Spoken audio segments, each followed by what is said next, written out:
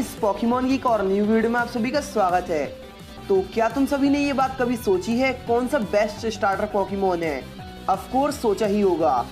अपनी जर्नी के लिए एक सही स्टार्टर पोकेमॉन चूज करना सबसे इम्पोर्टेंट होता है और मुश्किल भी। अब यहाँ कोई गलत या सही डिसीजन नहीं है कि कौन सा पोकेमॉन तुम चूज करोगे, पर एक बेस्ट पोकेमॉन लेना होगा जिसके सबसे ज्यादा फायदे हो। तो आज मैं तुम सभी की मदद करूंगा एक सही डिसीजन लेने में कि कौन सा बेस्ट स्टार्टर है। पर पोकेमॉन वर्ल्ड में बहुत से रीजन हैं, हाँ, इसलिए सारे 8 रीजन की वीडियो एक बार में नहीं बना सकते, तो हम इसे 8 पार्ट में डिवाइड करेंगे। शुरुआत हो गई कैंटो रीजन से, क्योंकि यहीं से सब कुछ शुरू हुआ था। तो इसे लाइक जरूर करना, क्योंकि जितने ज्यादा लाइक्स होंगे उतनी ही जल्दी नेक्स्ट पार्ट आएगा, इसलिए जाकर लाइक करना। तो अब ज्यादा बात नहीं करते हैं और करते हैं इस वीडियो को स्टार्ट। तो कैंटो में हमारे पास चूज करने के लिए ऑप्शंस में होते हैं fire type Pokemon Charmander, water type Pokemon Squirtle और ग्रास टाइप पोकेमॉन बल्बासोर। अब इसके बारे में तुम्हें किसी ना किसी ने तो बताया ही होगा, चारमेंडर और स्क्वाडल सबसे ज्यादा पॉपुलर है, पर सही मायने में ऑब्जेक्टिवली कौन सा बेस्ट है? वेल, सबके मन में जरूर चारमेंडर ही आ रहा होगा। हाँ, मैंने भी अपनी स्टार्टर में वही चूज किया था, लेकिन अब इसे क्लियर करते हैं एकदम फैक्ट्स के साथ में। चारमेंडर तीनों में सबसे बेकार है चूज करने के लिए। अब तुम में से कुछ लोगों को लग रहा होगा ये तो इम्पॉसिबल है, क्योंकि चारमेंडर का फाइनल इवोल्यूशन सबसे ज्यादा कूल है तीनों में, और मैंने तो इसे हमेशा से यूज किया है जब पोकेमॉन रेड एंड ब्लू खेलते हैं, और इसने तो कोई प्रॉब्लम भी नहीं की। अब अगर तुम्हें ऐसा लगता है ना, तो प्रॉब्लम की बात तो छोड़ ही दो। मेरा मतलब हाँ, हो सकता है ऑफ कोर्स, पर तुम ये गेम हार्ड मोड में खेल रहे हो एक तरीके से।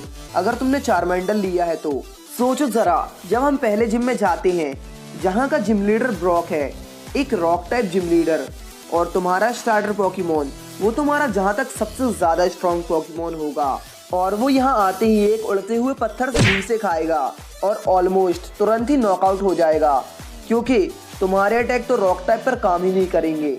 अभी भी हमारे पास एक रास्ता है, हम वरेडियन सिटी के पास से एक मैंकी पकड़ सकते हैं, या रूट 2 से नीडोरैन को भी, और ये फाइटिंग टाइप मूव्स का यूज कर सकते हैं जिम में जीतने के लिए। लेकिन अगर ऐसा करते हो तो तुम्हें दूसरे पोकेमॉन को पकड़ने के लिए कहीं और ही जाना पड़ रहा है, और उनकी ट्रेनिंग में भी टाइम देना होगा, और जो तुम्हारा स्टार्टर पोकेमॉन है वो सिर्फ गेम को और मुश्किल बना रहा है। अब तो मुझे लग रहा होगा इन सब के बाद अगर तुमने ऐसा किया था ना, तो तुम जरूर पिकाचू को पकड़ने गए होगे मिस्ट्री को हराने के लिए, है ना? तो मुझे लगता है तुम्हें ये बात जरूर समझ में आ गई होगी। अब चार्जार्ड से भी खेलना ज्यादा डिफिकल्ट है, और आगे ये जीवोनी से भी कमजोर था गेम्स में भी।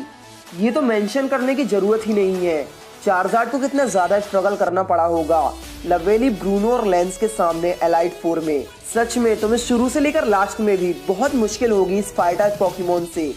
और अगर तुम्हें सच में फायर टाइप पोकेमॉन चाहिए है ट्रेन करने के लिए, तो मैग्मार, आर्कनाइन और रैपिडेश पकड़ लो। तो अब ये सब सुनने के बाद तुम सबके मन में स्क्वाडल ही आएगा, यही बेस्ट है। इन सब के बाद भी ब्लास्टोइस अमेजिंग है, और अगर सेकंड चॉइस होती ना तो इसी को लेते। पर गाइस, अगर ऐसा दोबारा सोच रहे हो ना, तो फिर से गलत हो, क्योंकि स्क्वाडल एक तरह से गेम को नॉर्मल मोड है। ये ब्रॉक को हरा देगा और मिस्टी के सामने भी जैसे तैसे जीत ही जाएगा और आगे बढ़ेगा, पर इसे सबसे ज्यादा मुश्किल होगी गेम्स के बीच में। सर्ज और एरिका से फाइटिंग में ये बहुत मुश्किल होगा। लगभग गेम के आखिर में ये जियोवानी को भी आसानी से हरा देगा। अब तुम समझ ही गए होंगे कौन सा पोकेमॉन आने वाला है। इसके बाद भी सबसे ज्यादा तुम्हारे पास बहुत से ऑप्शंस होंगे, बिना ब्लास्टोइस के भी। यहाँ बहुत से कमाल के वाटर टाइप पोकेमॉन्स हैं खेलने वालों के लिए। गैडोस, लैप्रेस, डीवोंग, क्लॉइस्टर, स्लोब्रो, गोल्डक, स्टार्मी, वेपोरियन, पॉलीरेथ और टेंटाक्रूल, ये सब अपने काम में बहुत अच्छे हैं। तो अब हमारे पास बचा है बल्बासोर। ऑब्जेक्टिवली ये बेस्ट स्टार्टर पोकेमॉन है जनरेशन 1 के लिए। सोचने से ही कितना अजीब लगता है, यहाँ जो पोकेमॉन सबसे कम फेमस है वही बेस्ट है। जैसे ही तुम पहले और दूसरे जिम में जाओगे, ये उनका सफाया कर देगा, और आखिरी का भी, आगे थर्ड और फोर्थ को भी ये धूल चटा देगा, यहाँ तक कि कोगा को भी। और बस सबरीना और ब्लेन के सामने थोड़ी सी मुश्किल होगी। अब इसके बारे में एक जरूरी बात, ये दोनों जिम लीडर्स गेम्स में थोड़ी देर से आते हैं, और तब तक तुम्हारी टीम में बहुत से टाइप्स के पावरफुल पोकेमॉन्स होंगे जो ये सब संभाल लेंगे, इसलिए चिंता करने की कोई जरूरत नहीं है। ये पहले वाले गेम्स की वीकनेस जैसा नहीं है, जहां तुम्हें जरूरत के पोकेमोन को ढूंढने के लिए मेहनत करना पड़ती थी। और इससे पहले वाले स्क्वाड्रल के पॉइंट को देखते हैं, जहां हमने देखा था इसके बदले कितने सारे वाटर टाइप पोकेमोन्स हैं, पर वीनसौर के केस में ऐसा नहीं है। हाँ, इसके अलावा भी विक्ट्रीवेल, वाइल्डप्लूम और एक्स एग्जीक्यूटर है। इन सब को विकसित होने के लिए लीफ स्टोन की जरूरत पड़ती है और कोई भी सच में वीनसौर से स्ट्रॉन्ग नहीं है। हालांकि जहां तक इस केस के लिए एग्जीक्यूटर बना है इसके साइकिक टाइप होने की वजह से। अब फाइनली बल्बासौर के मूव्स को देखो, इसके कितने सारे मूव्स दिए गए हैं जो इसे हील भी कर सकते हैं, जैसे leech seed, giga drain, absorb. और ये सब सबसे ज्यादा गेम्स को आसान और सिंपल बनाते हैं। प्रोफेसर ओक को लकी बनाने के लिए ये सब काम करता है जब तुम और तुम्हारा राइवल सबसे ज्यादा बल्बासौर को ही टेबल पर छोड़ देते हो। और अब प्रोफेसर ओक की बात आई है तो प्रोफेसर ओक जहां तक जितने तुम सोचते हो ना, उससे कहीं ज्यादा अच्छे बैटलर हैं। ये एक्चुअली में वर्ल्ड क्लास ट्रेनर हैं जो एलाइट 4 की एगेंथा के राइवल हैं और एक चैंपियन है। कमाल है ना। ऐसी ही और फैक्ट्स को और सीक्रेट्स को जानने के लिए इस चैनल को सब्सक्राइब करो और मुझे कमेंट्स में बताओ तुम ऐसी और वीडियोस देखना चाहोगे। और जाके इस वीडियो को लाइक कर देना, क्योंकि जितने ज़्यादा लाइक्स होंगे उतनी ही जल्दी नेक्स्ट पार्ट आएगा, इसलिए लाइक करो।